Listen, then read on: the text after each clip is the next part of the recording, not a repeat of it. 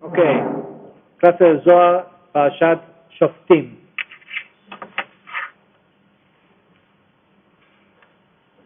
Empieza la porción esta semana y dice: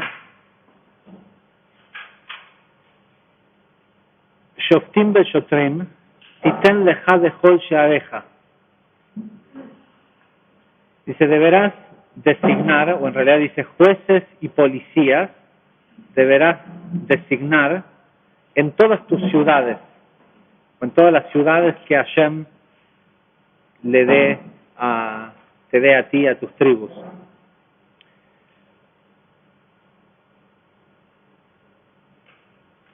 Y lo primero que hace el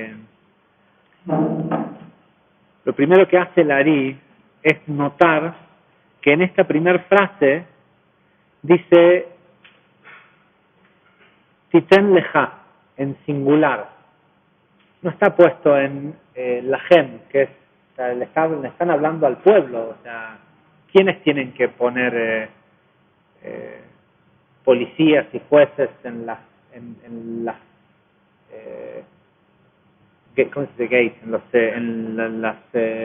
entradas o en los portones de las ciudades? Primero que tal vez puedes poner policías, pero vas a poner jueces en las puertas. ¿Sí? Imagínate que en la aduana, en migración, cuando entras a un país, además de la gente que cuida la entrada, ¿sí?, la puerta, también estén los jueces ahí. Y vamos, ya que estamos, si alguien hace algo malo, vamos a juzgarlo enseguida, ¿no?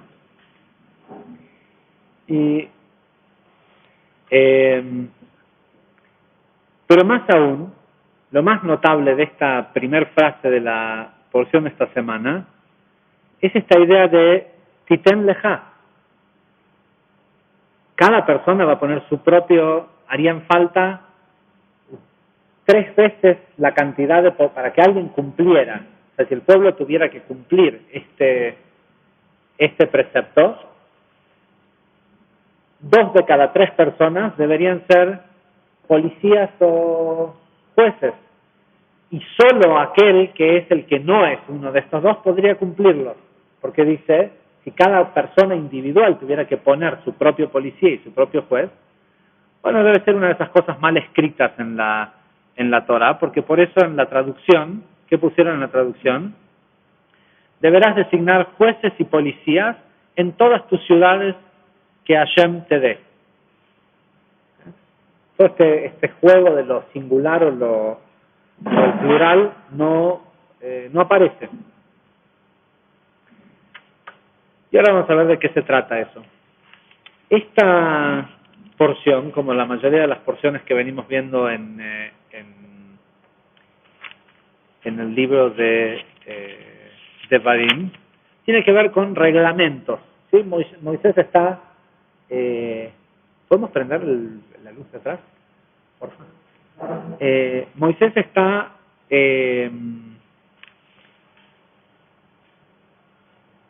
repitiendo otra vez todos aquellos preceptos.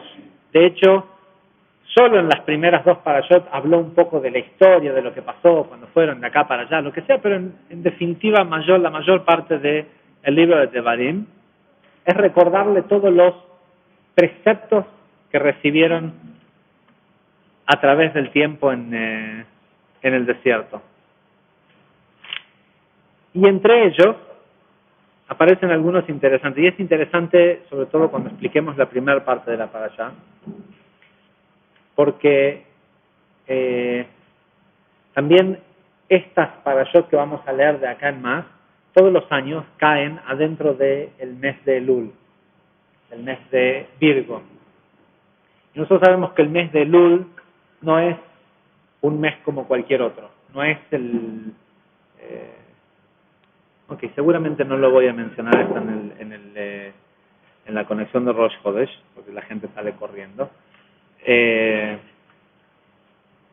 Todos están familiarizados con cuál es la imagen que representa al signo de Virgo en el zodíaco. ¿Qué es? Una mujer, ok, una mujer con haces de trigo, ¿y qué más? Virgen, ¿por qué virgen? No, ¿por qué mucha gente piensa que es una imagen como... Está bien, está la parte de... No, está bien, está la parte de virgen por Virgo, pero la imagen es como la imagen de una virgen. Que les está faltando algo más que tiene la mujer, que no, si piensan con más detalle... No, ropa, alas. La virgen, esta imagen de la mujer de Virgo, tiene alas. En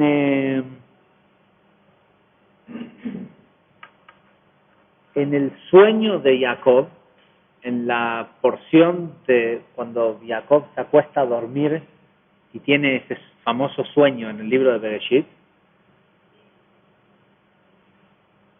la Torá dice, Jacob se acostó a dormir y cuando se durmió soñó con una escalera por donde subían ángeles y bajaban ángeles. Y el Midrash inmediatamente dice, ¿cómo es que subían ángeles y bajaban ángeles? Al revés, bajaban ángeles y después subían. ¿Por qué dice primero subían ángeles? En realidad, lo que nos cuenta el Zohar es que hasta que Jacob no llegó a ese nivel de conciencia y a ese lugar, de hecho también nos dice la Torá que rápidamente bajó el sol cuando Jacob llegó ahí. Y bajó el sol porque Dios no quería que se pasara del lugar físico por donde estaba pasando, de golpe se hizo de noche. Y esa descompensación que le produjo a Jacob de que de golpe se hizo de noche y que hacía 14 años que no dormía, ¿sí? Porque había estado estudiando y como estudiaba de noche no dormía, hacía 14 años que no dormía, le dio sueño y se quedó dormido. De hecho, Jacob después cuando se despierta no lo puede creer, está enojado con él mismo porque dice, ¿cómo puede ser que estuve 14 años sin dormir y justo cuando llegué a este lugar, que es lo que él le llama Betel, que es donde es hoy el templo o el monte donde está la mezquita de Omán en Jerusalén, dice, llegué a este lugar y me vengo a quedar dormido. Aguanté 14 años sin dormirme y justo cuando llego a el lugar me quedo dormido. Dice el Zohar que de no ser por el nivel espiritual al que Jacob había llegado, los ángeles, y utiliza el plural, los ángeles que habían caído nunca iban a poder volver a subir. Cuenta el Midrash. El Midrash, para los que no saben, es uno de los de Shat, Remesh, Drash. Es el tercer nivel de entendimiento de la Torah. Cuenta el Midrash que aquella frase que escuchamos en la Torah que dice, pero los hijos de Dios encontraron gracia en las hijas del hombre, hubieron ángeles que cuando vieron a las mujeres tuvieron deseo de tener relaciones con ellas. Y bajó bajó un par de ángeles y había una mujer que era extremadamente bella, una virgen, y le propusieron tener relaciones con ellos. Y esta chica, sumamente astuta, les dijo, ok, pero quiero algo a cambio. Dijeron, bueno, ¿qué querés? Quiero un par de alas. Los ángeles, según dice el Zohar, tienen 4 alas, 2 pares de alas. Un par de alas para descender y otro par de alas para ascender. Dice que ellos necesitaban las alas para descender para mantenerse en la tierra. Entonces dijeron, bueno, ¿sabes qué? Está bien, vale la pena, te damos las alas para ascender. Y dice que en el momento en que esta niña tomó las alas para ascender, rápidamente se fue al cielo, se presentó ante Dios y le dijo, ¿ves estas alas que tengo acá? Se las quité a unos ángeles tuyos que quisieron venir y abusar de mí. Dice que Dios le dijo, bueno, perdón, no, sí, pues son, que yo, como decir, tus empleados o tus hijos vinieron a... ¿Qué puedo hacer? Le dijo Dios a esta virgen acerca del mal rato que tuviste que pasar, y ella tenía prueba de que era así porque se había traído las alas de los ángeles estos con las que había ascendido como muestra de lo que había pasado. Y ella le dijo, quiero que me regales un mes del año para que de la misma forma cuando mi gente como tus ángeles cayeron, caigan, a través de mi mes puedan levantarse. ¿Sí? Y puedan recobrar el estado original antes de la caída. Y el concepto del mes de Virgo, el concepto de la virginidad, tiene que ver con devolver algo a su estado pristine, ¿cómo se dice? De pureza o de inmaculado. Es decir, antes de la caída. Y ese mes se rige bajo reglas distintas que los otros meses del año. ¿Sí? Se rige bajo las reglas que esta chica estableció, y en ese mes el creador, dicen en el Zohar que el creador da tzedakah, hace obras de caridad, y la caridad que da es darle corrección a aquellas personas que si vos le das dinero a alguien y trabajó por el dinero, le estás pagando su sueldo, se lo ganó, no es que se lo estás regalando. Para que sea de acá un regalo, tiene que ser que la persona no se lo ganó, no hizo nada a cambio. Y lo que estableció esta energía del mes de Virgo es la capacidad de ir a recibir esta limosna, por decirlo de alguna forma, de la creación, que es el viaje en el tiempo para poder ir al pasado, corregir y dejar las cosas en el estado en que estaban antes, como si no hubiera pasado. Por ahí vale la pena preguntarles su opinión si piensan que la gente nueva va a salir corriendo si escucha. Es medio raro, ¿no? Ok. Claro, pero a Rosh Chodesh viene mucha gente nueva.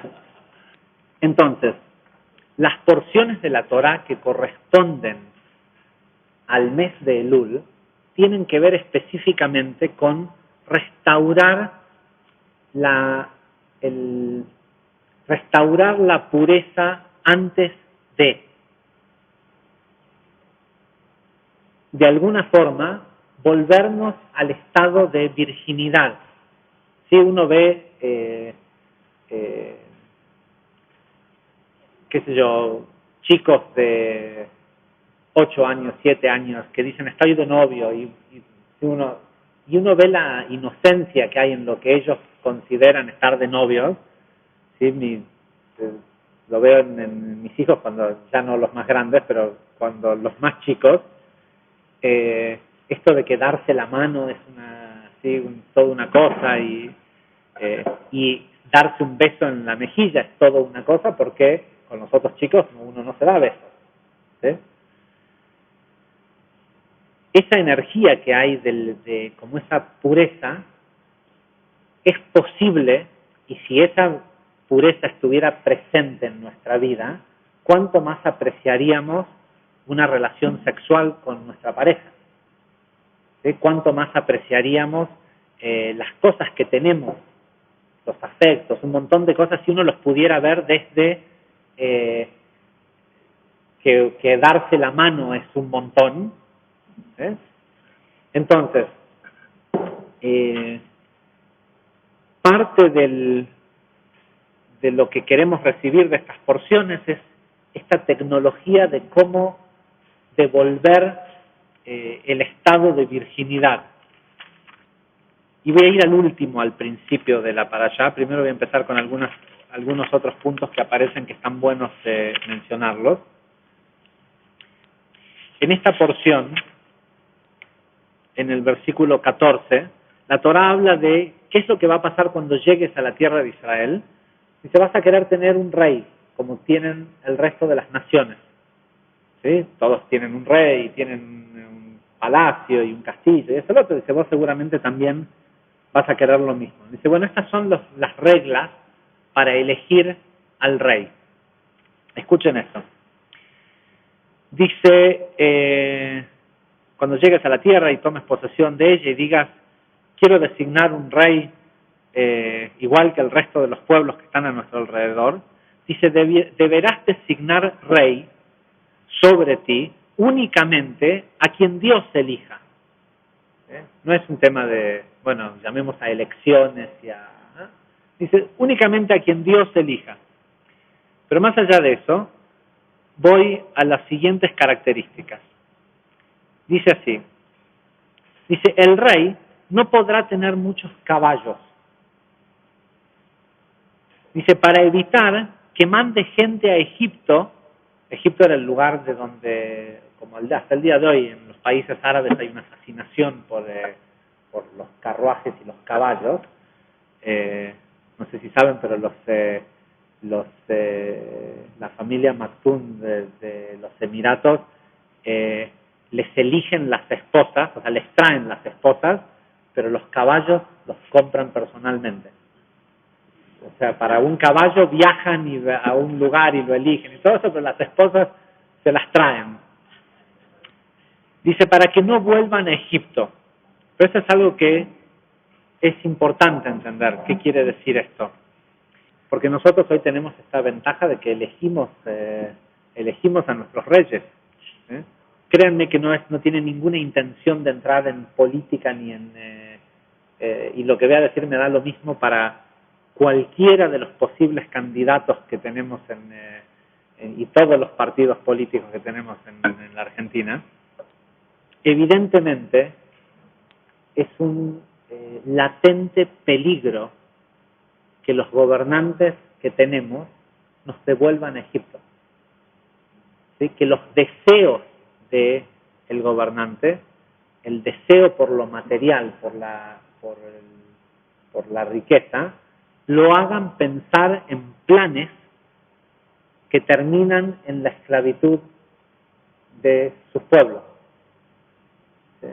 Y lamentablemente esto hoy ocurre en la mayoría del mundo. ¿Sí? En algunos lugares son esclavitudes más sofisticadas que otras, que no parecen tanto pero no dejan de ser lo mismo.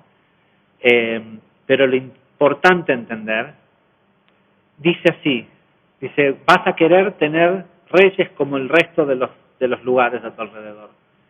Dice, y es solo el que Dios elija. ¿Qué necesidad había de decir todo el resto? Si estas leyes, supuestamente la Torá es para los hombres, y si es solo Dios el que va a elegir, si solo podés poner el que Dios elija, ¿para qué me sirve saber todos estos detalles? Lo que pasa es que Dios elige un rey que es... Vuelvo un pasuk más atrás. Dice así. Dice, designarás un rey como tienen en todos los otros pueblos a tu alrededor. Dice, deberás designar rey sobre ti únicamente a quien elija Dios. El rey deberá ser alguno de tus hermanos. No nombres como rey a un ajeno que no sea uno de tus hermanos. ¿Qué quiere decir esto? No existen las clases políticas, los gobernantes, cualquier persona que va a estar ahí arriba va a ser alguien que vibra en la misma frecuencia que vibra la mayor parte del pueblo. Seguro va a ser uno de tus hermanos. Los gobernantes es una persona, es uno de tus hermanos que le das poder y actúa como el resto de los hermanos cuando tiene poder. No es que son un tipo especial de argentinos, no, sí, son argentinos empowered, ¿cómo se dice? Que se les ha otorgado poder. Y por eso es que no importa que y uno dice, pero puede ser de que al final todos terminan, sí, si son todos iguales, iguales a nosotros. Son todos iguales a nosotros, que cuando se les da poder, hacen lo mismo que haríamos la mayoría de nosotros cuando tenemos poder. Por eso hay que entender que Dios sí, la gente quiere que cambie. ¿Cuándo van a cambiar las cosas? ¿Cuándo? Cuando nosotros cambiemos. Únicamente. Cuando nosotros cambiemos. ¿Por qué? Porque Dios lo elige. ¿Y cómo lo elige? Lo elige uno de nuestros hermanos. Se fija uno que vibre lo más parecido al tikkun olam, a la conciencia colectiva del pueblo. También podemos pensar que tenemos mucho más poder de que cambie que lo que pensamos que tenemos. Todos dicen, no, pero la impotencia. No, no es la impotencia. Actúa distinto vos y vas a ver cómo espontáneamente va a empezar a cambiar. Entonces, ¿qué es lo que no tenemos que hacer nosotros para no vibrar en consecuencia de generar un rey parecido? No tenemos que dejar que el poder nos dé ganas de volver a Egipto. ¿Sí? Que cada vez que cuando por fin hacemos todo un trabajo espiritual para encontrar a nuestra alma gemela. Pero ahora que la encontramos, y ahora queremos salir el sábado a la noche, no queremos hacer voluntariado. ¿Sí? Ahora queremos disfrutar. ¿Y qué hace la mayoría de la gente cada vez que recibe la satisfacción de un deseo que tenía antes, por el cual decide trabajar espiritualmente? Una vez que lo tiene, dice, bueno, volvamos a Egipto, total, ahora ya lo tenemos. ¿Sí? Vuelve a la esclavitud. Esa es una. Porque esto de acá es cómo se cambia la clase política de cualquier país.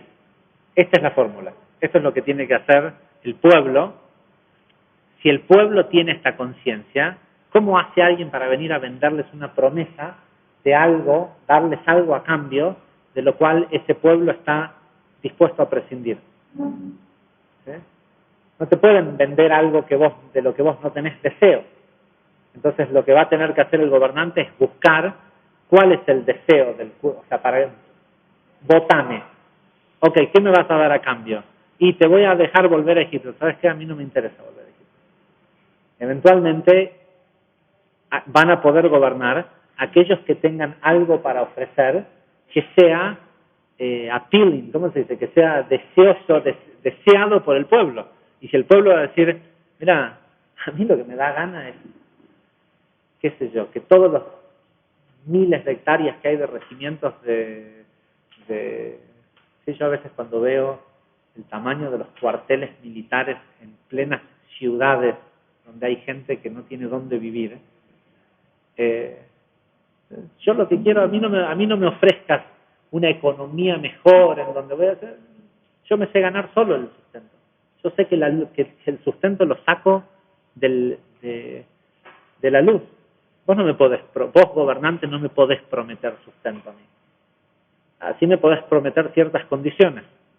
¿Sí? Me podés prometer que te vas a fijar en cosas que a mí me interesan, ¿sí? Que tiene que ver con la infraestructura que promueve a que haya crecimiento espiritual, a que se respeten ciertas cosas. ¿Se entiende? Pero lamentablemente, la promesa que nos motiva, no sé si conocen la famosa frase de Bill Clinton, ¿sí? It's the economy, stupid. ¿Sí? O sea, ¿qué es la única cosa que le importa al pueblo? La economía. ¿Sí? Vos le decís, vas a ganar más plata en mi reinado, en mi gobierno, y te votan.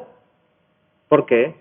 Porque alguien piensa que porque seguimos pensando que nuestro sustento depende de que nos lo dé alguien, y no nos damos cuenta que en poner la conciencia de pensar que dejamos que tal persona controle el sustento del país, ¿qué hacen ellos?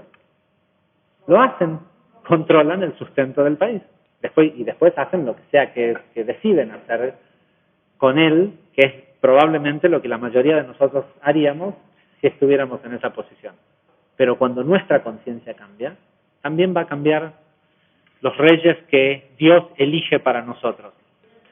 Tienen todo lo que necesitan para ser tentados y para comprobar cuál es la conciencia colectiva del pueblo y cuál es la consecuencia colectiva que las decisiones que toman desde ese lugar de egoísmo afectan a toda la masa del pueblo. O sea, el sistema es perfecto. Los gobiernos, sí. ¿Y quiénes son? Sus hermanos. Son sus propios hermanos. O sea, son ellos mismos. ¿Cuál es en Argentina? El 99% de la población de la Argentina, por la única razón que odia la corrupción, es porque no participa.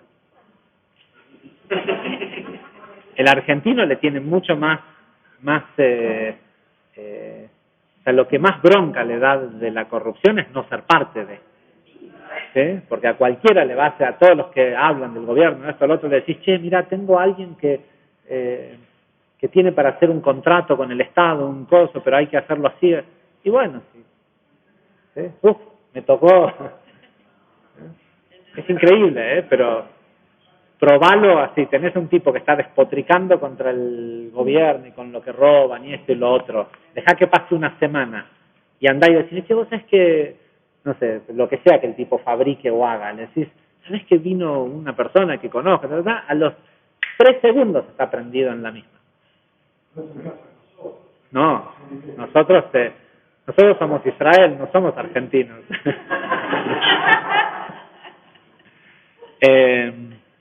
Entonces, está bueno, que no vayas a Egipto, dice, puesto que Hashem te advirtió, nunca más vuelvas por ese camino. Una vez que ya saliste de un caos, ¿cuál es la forma de no volver al camino, de volver a Egipto? Dos cosas. Una, constantemente tratar de recordar cómo era cuando no tenías eso que ahora tenés.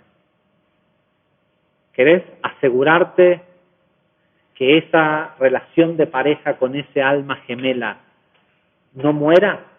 La forma de hacerlo es ponerte en tu alarma, ¿sí? Ok, una vez por semana me voy a sentar, cuando suene la alarma, a acordarme cómo era cuando estaba solo y decía, ¿por qué la carencia? O si es el dinero, si es esto, lo que sea que es esa carencia que tenía, ¿sí? El que esté hoy la satisfacción, la única forma de apreciar esa satisfacción es de vez en cuando, lo más en cuanto posible, o sea, lo más seguido posible, tratar de recordar cómo te sentías cuando no lo tenías. Y recordar qué fue lo que hiciste para que cambiara esa situación. Si lográs hacer ese ejercicio, es una buena forma de no volver a Egipto. Dice, tampoco deberá tener muchas esposas. Dice, para evitar que se descarríe su corazón. Esto no requiere demasiadas explicaciones, ¿sí? Si estas grandes almas corrían riesgo teniendo muchas esposas, hoy en día se recomienda por lo menos una sola mujer. ¿Okay? Y otra cosa, dice, no deberá tener demasiada plata u oro. Dice, porque dice de que la persona que gobierna tenga demasiado dinero nubla su sensibilidad, de su juicio. Dice, y por último dice, la persona que sea rey deberá escribirse para sí mismo dos rollos, dos Torot como esta, ¿sí? Dos rollos de la Torá, dice, y una deberá quedar en los tesoros del rey, los tesoros del reinado, y otra deberá tener arriba de él consigo todo el tiempo, tenerla encima. ¿Sí? Los reyes de Israel nunca estaban sin la Torá en los brazos, nunca. De hecho, el rey David murió una tarde de Shabbat, él sabía que se iba a morir en la tercera comida de Shabbat, y él fue el que instituyó esta idea de tener siempre una Torá en las manos todo el tiempo que seas rey, porque él no sabía cuándo se iba a morir, pero sabía que como él era Malhut, no tenía vida propia, y solo podía tener vida si estaba conectado al árbol de la vida, ¿sí? A Etz Haim.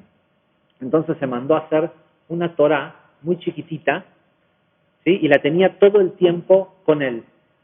Una tarde, cuando tenía 70 años, lo que le causó la muerte fue que se tropezó y soltó la Torá, y en el momento que soltó la Torá se golpeó la cabeza, no sé contra qué, contra el piso, con lo que sea, y eso fue en cuestión de un par de horas murió.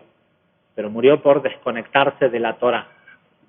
Y hablar que el significado que tiene esto es lo que debe hacer el rey, el cómo tiene que tener el rey el concepto de estas leyes espirituales.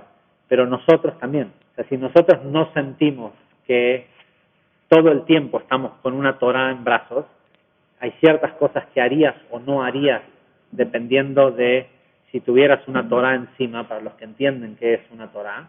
Poco podemos esperar de nuestros gobernantes si en realidad nosotros no estaríamos dispuestos a ser sostenidos o medidos con el mismo estándar. Y con eso vamos al principio de la parasha. Shoftim beshotrim, titen leja. Ponete a vos mismo policías y jueces, múltiples, ¿sí? Pero a vos, solo a vos es lo que dice la Torá. Después lo podés traducir como sea que lo quieran traducir para que parezca, para que suene lindo. Pero lo que en realidad dice esta porción de la Torá, dice literalmente, Shoftim beshotrim, policías y jueces, titen leja, date a ti mismo, Bejol Sheareja, en todas tus puertas, Y el Ari dice lo siguiente. Dice, ¿por qué está escrito este mandamiento y esta frase en singular en lugar de estar en plural? Dice, escuché de mi maestro de sagrada memoria que esto está escrito así para indicar que cada individuo del pueblo de Israel tiene diversas puertas. Nosotros sabemos que hay una frase famosa en el Zohar, que en realidad es una explicación de una frase de la Torá que dice, el Satán se agarra de la puerta. Es decir, el lugar en donde opera el oponente es en las puertas. ¿Qué es una puerta? La puerta es el lugar que determina una energía y otra. ¿Sí? La puerta este es el salón, del otro lado de la puerta es el patio. Son dos cosas distintas. La puerta es el lugar de entrada, ¿sí? Es el portal entre una energía y otra. Entonces, ¿y por qué opera ahí el oponente? Porque si te agarra de entrada, ¿sí? Si te agarra en el lugar en donde cambia la energía y afecta en ese nivel, la puerta es la semilla del siguiente paquete de energía. Y por ende también es una apertura. Donde hay aperturas hay peligro, ¿sí? Hay riesgo. Por eso es que está prohibido, leíamos en Shabbat, en la porción de la semana pasada, decía que está prohibido afeitarse apoyando una navaja sobre la cara. ¿Por qué? Porque se corre el riesgo de cortar la cara y esa apertura es un lugar riesgoso, de cualquier lugar de cortar la piel. De acuerdo a la halajá está prohibido apoyarse un cuchillo sobre, un filo de un cuchillo sobre la piel. Y para los señores que están preguntando, pero ¿cómo se hace uno para afeitar? Si los que se afeitan a cero, las máquinas eléctricas de afeitar, la navaja nunca toca la piel. Hay una navaja que estira el pelito y otra por atrás que lo corta, pero la famosa Philips, ¿sí? De las 13, nunca la navaja toca la piel. Y la otra cosa, la otra solución es no afeitar. No se debe poner navaja directamente sobre la piel. Por eso es tan complicado el tema de las operaciones y todo eso, porque produce, Haz Shalom, es una apertura para el movimiento de partes del alma, tanto como partes que pueden salir, como partes, como cosas que pueden entrar. Entonces nos decía el Ari, dice, sabemos que cada individuo tiene distintas puertas. Estas son las puertas de la vista, o sea, los ojos, las puertas de lo auditivo, o sea, los oídos, las puertas de el habla, la boca, las puertas del olfato, la nariz, las puertas del tacto, las manos y los pies. Dice, por esto, la persona debe posicionar jueces y policías por encima de cada una de sus puertas para poder protegerlas de no mirar algo que está prohibido para él, como por ejemplo una mujer que es la mujer de otra persona, escuchar cosas que son hablar mal de escuchar cosas negativas, hablar maliciosamente en forma maliciosa, o hablar, peor aún, hablar mal de alguien, oler el perfume de esa mujer que está prohibida para él. Esta frase, la halajá va hasta el punto de decir que está prohibido oler y disfrutar el olor de una comida que uno sabe que no es kosher, que no es una comida permitida según las leyes de la Torah, ¿no? Dice tocar, o sea, entrar en contacto o caminar para ir a entrar en contacto con algún tipo de pecado sexual. Tiene que el tema de las puertas del tacto, de lo sensitivo y de los pies, las manos y los pies, tiene que ver con esto, con el de ir a un cortocircuito. Dice, por eso es, dice el Ari, que se ve que en aquella época no tenían cabarets y otras cosas más sofisticadas que hay hoy en día. Dice, por eso es que uno no debe caminar hacia los teatros y los circos. Estamos hablando de hace unos cientos de años atrás. Se ve que esos eran los lugares en donde se exponía. Sí. Dice, y esta es la razón por la cual Titen Leja, tus puertas, está escrito en singular, puertas en plural, pero respecto a la persona está escrito en singular. Dice, cuando una persona cuida sus puertas de cualquier tipo de transgresión, de cortocircuito, se dice de él, ábranse, oh puertas, las puertas de los justos, ábranse, oh puertas, para que las naciones justas entren por ellas. Es una frase de Isaías 26:2. Y continúa diciendo, medida por medida. Y esta frase, medida por medida, es algo muy particular.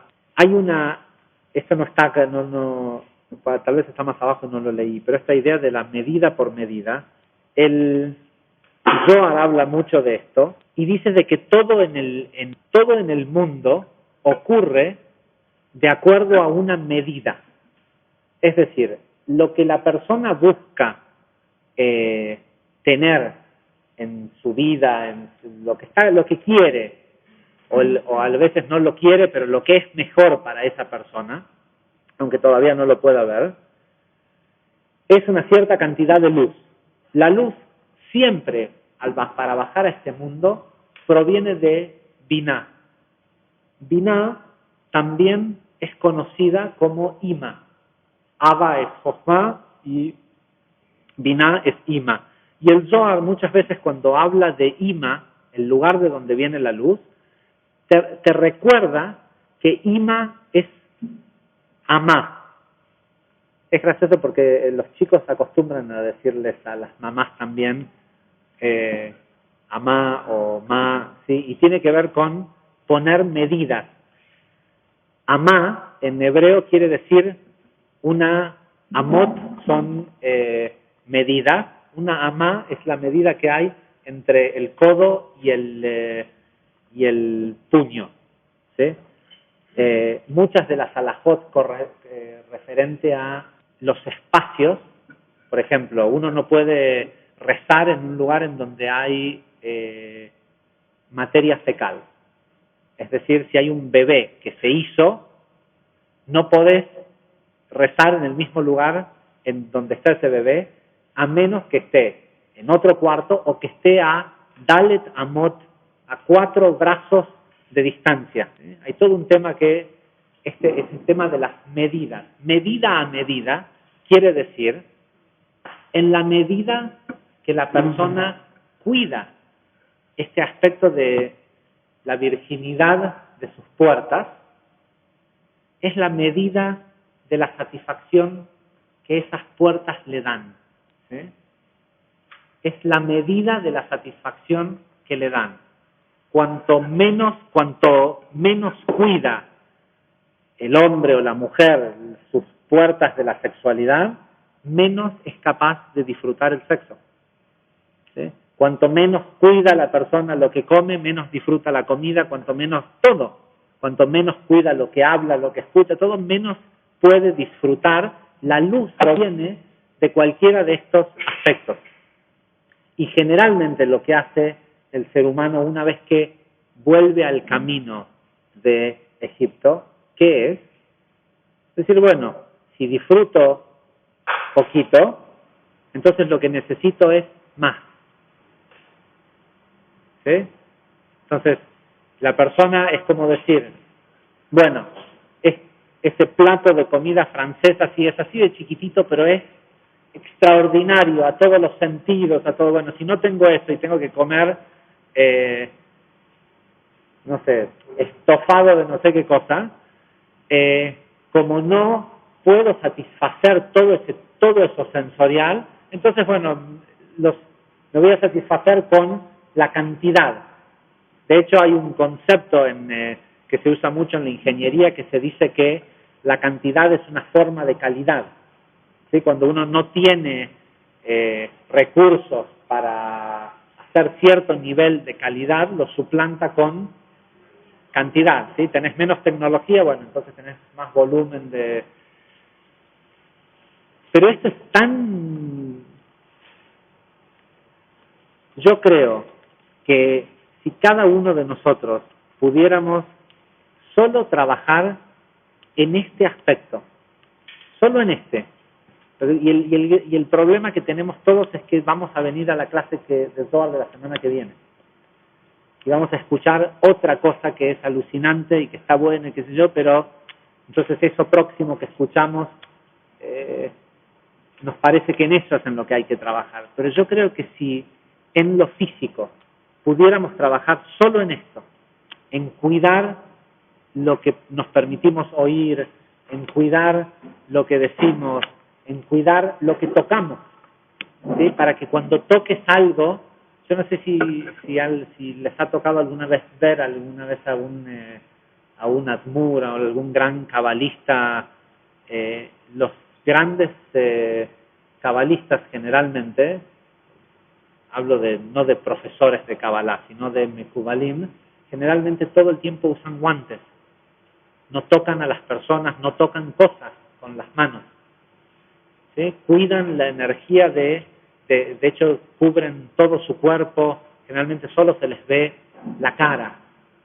¿Sí? Porque cuidan, hay muy pocas personas, así el Baba Salih fue uno de ellos, y de las personas que se conoce que se manejaban de esa forma, el nivel de control que tenían sobre al Baba Salih, Rabbi Yaakov Abu Hatzira, que es uno de los más modernos, murió ahora unos 20 años, la gente lo iba a ver con la enfermedad que sea, y el tipo escribía en un pedacito de papel un nombre de Dios, lo metía en un vasito de agua, lo diluía y le daba eso. Un alquimista total, le daba ese agua de tomar y las personas se curaban con... yo de hecho tengo un amigo, Abner, que su abuela estaba enferma y fue, y es una historia graciosísima, su abuela estaba enferma, Por cierto, el Baba Sali fue la persona que habilitó que se pueda volver a entrar a la sinagoga del Ari. Antes que el Baba Sali surgiera como este gran maestro cabalístico, la gente no entraba a la sinagoga del Ari, decían que hacía mal, o sea, que la gente salía totalmente atormentada porque era demasiada energía.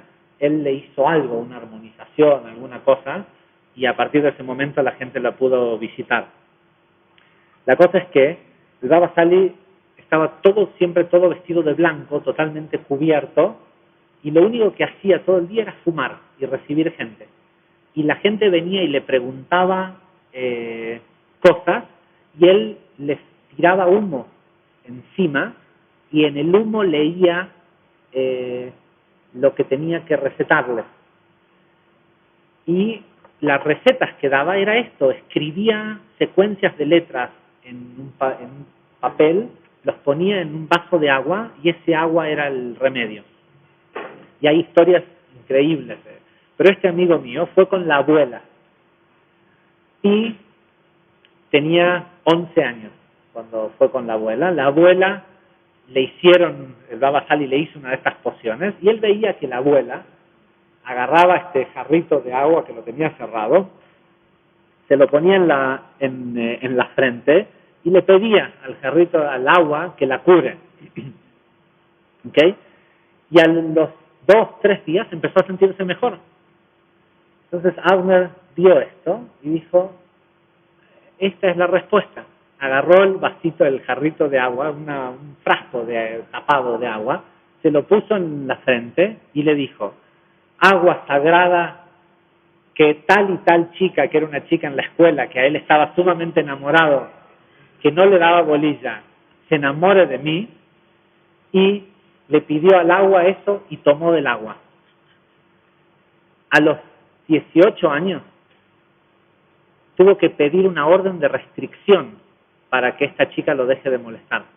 A las 2 o 3 semanas empezaron a ser novios, ¿sí?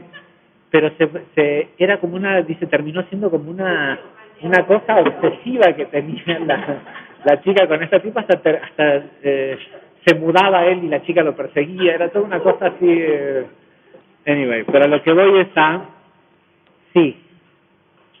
sí, pero no es que interviene en tu tikkun, se carga tu tikkun. O sea, el tipo tiene acceso a todos los niveles y dice: bueno, si total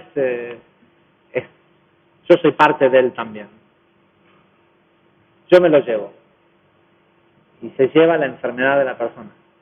Y después, y lo que sucede es que como realmente de toda su voluntad, no es que lo dice, lo hace falsamente, el tipo quiere el sufrimiento del otro, y como ese nivel de persona no merece sufrir eso, de la única forma que el sistema puede sanar al tzadik es sanando a la otra persona.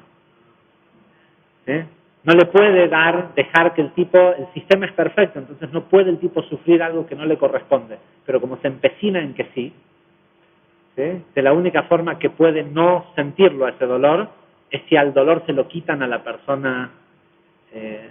Es más o menos como funciona. Pero en definitiva, ¿de dónde proviene ese poder de estas personas?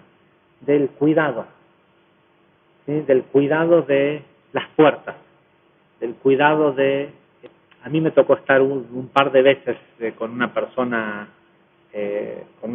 así, y es todo un acontecimiento que el tipo se saque los guantes y te agarre las manos. Porque ves que no lo hace con todas las personas. Y te das cuenta que es incluso por la apreciación que él tiene de su tocar, ¿sí? De lo que está dispuesto o no a tocar, de lo que... imagínate, si estás todo el día con guantes, en el momento que te sacás los guantes, y no digo que nosotros lo tenemos que hacer, estoy poniendo un extremo, pero la apreciación de que no es algo así de simple, simplemente tocar... un tipo que se saca los guantes solo para tocar una Torá, para agarrar un libro, Entonces tiene, en la medida que uno respeta esas aperturas que tiene el hombre, el cuerpo, es la medida de luz que esas mismas aperturas le pueden dar en su vida. Y lo que hace la mayoría de la gente es, ante la poca luz que recibe de lo sensorial o de esas aperturas, busca más experiencia de la misma. Ok, entonces dame mucho de esto poquito. Y cada vez se hace peor. Estamos ya sobre la hora y creo que había un par de temas más, pero creo que no merece ser diluido este concepto. La vez pasada un alumno que está sentado muy allá atrás me contaba de una experiencia que tuvo en un ejercicio que tuvo que hacer para sus clases de teatro, donde con una persona que no conoces, o sea que nadie, ¿sí? Tenés que generar una escena de amor para una obra, para una película, para lo que sea, y uno piensa que es imposible. Y sin embargo, no lo es. En instantes, si está la apreciación y el uno puede generar esa sensación hasta incluso de un sentimiento, porque todas las otras partes de la vasija son como vos mismos en realidad. ¿Sí? Por ahí unos vibran más o menos parecido que otro y por eso sentimos el tema de la afinidad.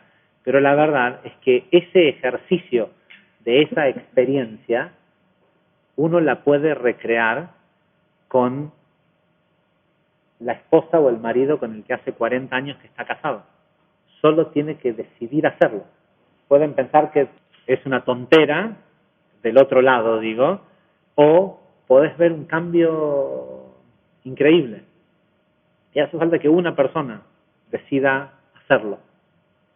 Y imagínate si es recreable con alguien con quien no tenés ninguna experiencia en común. ¿Cómo no va a ser recreable? Es más aburrido, sí, pero eso es cierto. Es más aburrido según qué tan cuidado esté lo sensorial. Porque nosotros lo hemos explicado muchas veces al tema de las medidas. Cuanto más ves lo que no te corresponde, menos ves en lo que te corresponde.